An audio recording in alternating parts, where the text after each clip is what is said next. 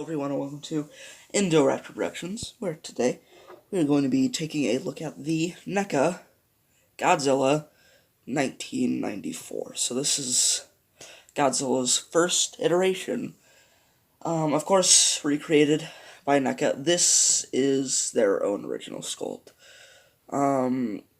It doesn't look as accurate, I think, as the SH Monster Arts 1954, which I think is actually getting reissued, or, well, not reissued. It's being sold on Big Bad Toy Store. The SH Monster Arts 1954 Godzilla. I don't know why this video started like this. Okay, so let's just get into the figure. So, let's talk paint. This figure is done in grayscale.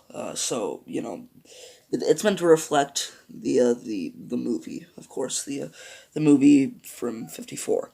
So everything is painted only in like blacks and grays and whites. That's the only coloration you're getting on here. Is that's what grayscale is. So everything looks like it's black and white. So you know, Godzilla looks like kind of jumping out of the screen from the silver screen. But it looks really good. I think that the SH figure, does it a little better, but this still looks great. Also, you can see Godzilla is looking forward. His eyes are pointing straight forward, which isn't very like that version of Godzilla, because this is again, the very first iteration of Godzilla that anybody had ever seen. So let's talk sculpt. This looks pretty faithful to the suit. You know, NECA definitely did take some liberties. You know, they did make it a bit bulkier, a bit more bulky than the actual suit was. But they got the texturing down. It's very, like, tree bark almost looking texturing. It was actually meant to sort of reflect the skin of these people on a boat that got like hit by an atomic bomb blast because America was testing it, and they actually tested it outside of the area where they said they were testing it. So they hit these people on a boat, which is also reflected in the movie, which was kind of like, you know, that, so, you know, the way that their skin looked, it was all charred and stuff. They kind of wanted to reflect that into the skin of the Gojira, of Gojira, or Godzilla, of course, because in Japanese his name is Gojira. But enough about that. Let's get into articulation. So the jaw can go that far down and all the way up.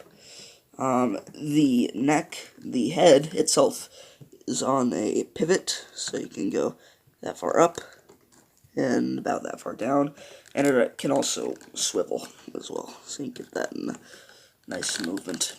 The neck is on a ball joint, so you can go from side to side, and up and down, just all the way around, and of course you can swivel it all the way around, so you can get them looking pretty far down,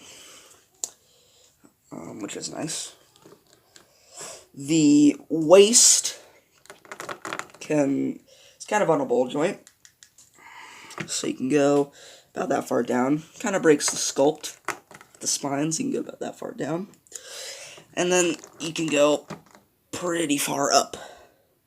The spines as well are kind of like a rubbery, or like rubber, so kind of bend and stuff. And of course you can go side to side, of course, which is nice. The arms can go that far out, that far inward, and of course they can go in circular motion. which is nice. Okay, so the elbows go that far down, and that far up. And of course, got a swivel right there as well. Then the hands are on a ball joint. Yep, a ball joint. So you can kind of move all the way around and swivel and stuff, which is nice. And then the fingers actually have some articulation, so they can pretty stiff, but you can move them inwards and outwards, which is cool. So you can get that classic 54 look to them. Now the legs can go outward, not that far, and of course inward. They can move forwards and backwards, no deal. The knees can go that far back and forward, and they can also rotate as well. And the feet are on a ball joint, so you can kind of go from side to side, forward and back, and you can swivel them. Then the tail, so we got, let's see, 1, 2, 3, yeah, 1, 2, 3, 4 points of articulation in the tail, and then the rest of it is a bendy wire. Now this is the main problem with Neca Godzilla figures back then. They always copped out on the tail and just made it a rubber end with a bendy wire, like halfway down. They have since righted that wrong, so now all of the Godzilla figures, I think since their 62 Godzilla, have had like fully articulated tails. But you know, you can swivel them, of course, and you know, you can kind of get them in cool poses. And then, of course, like I just said, this bit is a bendy wire, so it's rubber and it's got a bendy wire, but that is, of course, prone to breaking in time, which was the main problem with them. But I do suppose they can get some nice looking poses out of it. Again, you kind of have to be a little gentle with it, though, so you can kind of have them sweeping the buildings stuff.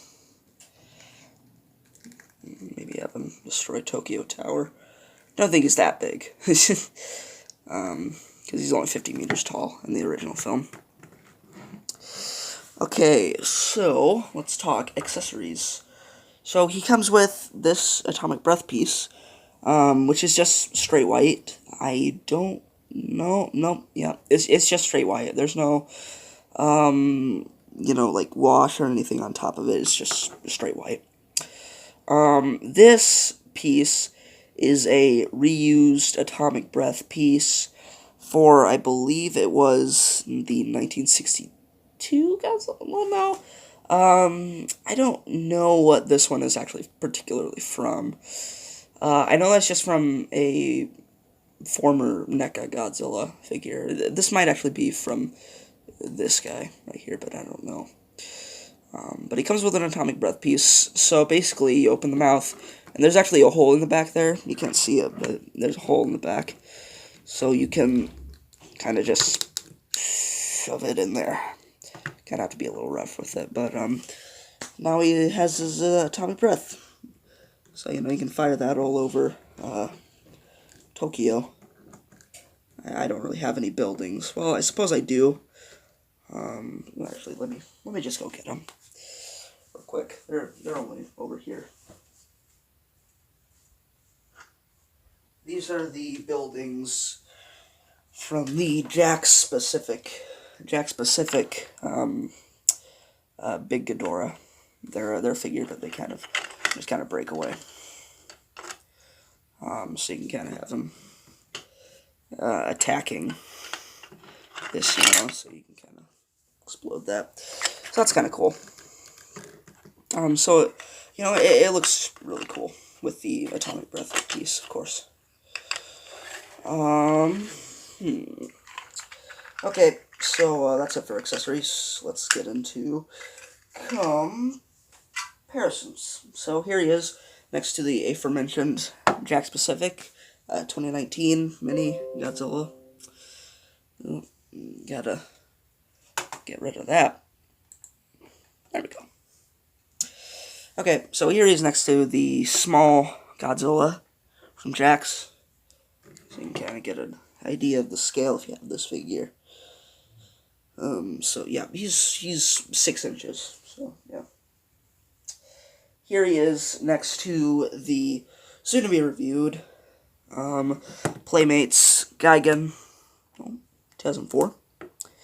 So if he can stand in the review of this figure, he's a real problem standing. But yeah, I'll just hold him up for you. So they're about the same size. Gigan's a little taller. But yeah, so there you go. There's that. There's Gigan. And here we have basically the counterpart to this figure, the SH Monster Arts Frozen Shin Godzilla, or Shin Godzilla. So there he is, next to the SH Monster Arts Shin. Obviously, this one is quite a bit tall. It's quite a tall figure. It's only about an inch. So yeah. So there you have that in comparison. So gotta be really careful with this figure. Okay, there we go. There. Okay. So just getting them into a little diorama bit before we. There we go. So that's pretty much it for the review. So if you liked it, just comment down below, leave a like, subscribe, all that other stuff. I'll get to reviewing this guy next, and yeah, thanks for watching. Bye.